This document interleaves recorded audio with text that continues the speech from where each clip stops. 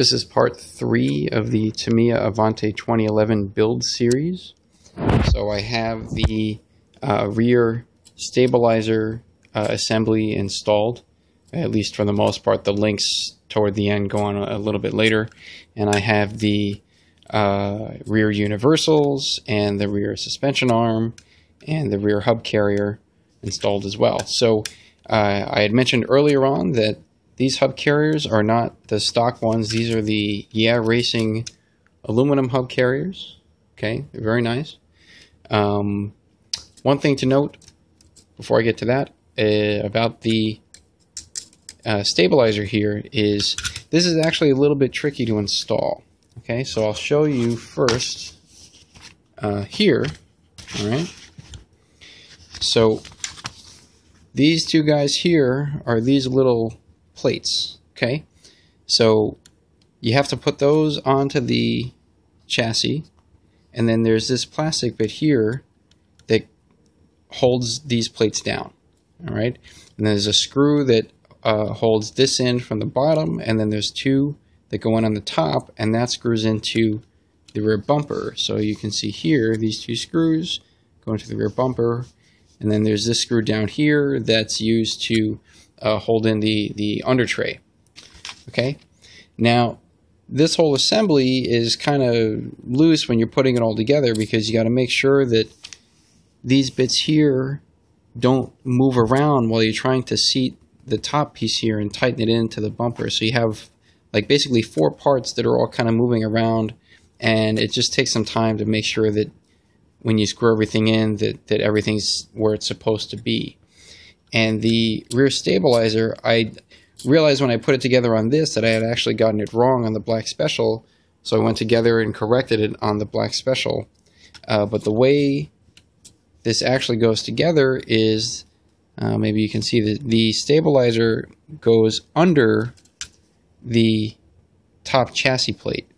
The way I had originally done it, because the manual doesn't really clearly show it, I mean, maybe it kind of does, but it's easy to overlook, maybe I should say that, is you'd think that you would just put these pieces on and then install those onto the rear chassis, so that way this stabilizer would actually be running over the top plate.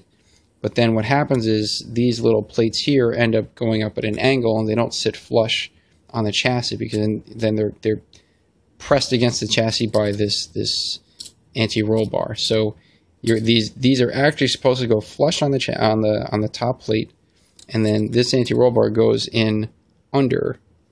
Okay, because you can see this plate goes down here, and this hole actually fits, or it runs under the top plate. Okay, then it'll work correctly. As for the universal drive shafts, they're not bad. They're okay. The only complaint I would have about these is that the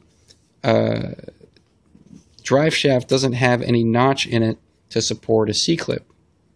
I've had the same kind of problem with the Hot Bodies VE8. If you watch that video, I talk about the problems that you run into with that.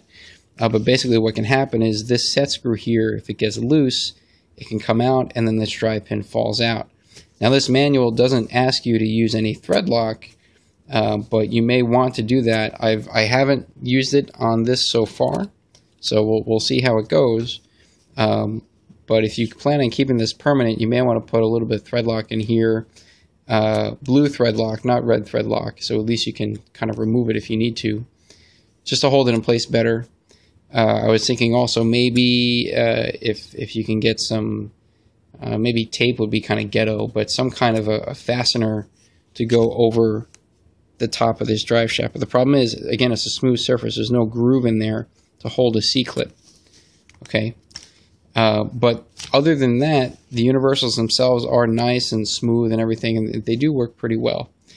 As for the hex adapter, if you watch the Avante 2011 build video, you'll see that I had used these HPI hex adapter units, which are, I think they're pretty good, because instead of clamping down a hex adapter, the drive pin goes in here when you install it onto the axle, and then you just tighten the whole thing with a grub screw from the top. Okay, and just so you know, this is it's just a 12mm locking hex wheel. The part number is 103362. Okay, and they're, I don't know, I forget how much, around $10, maybe less. They're not very expensive at all.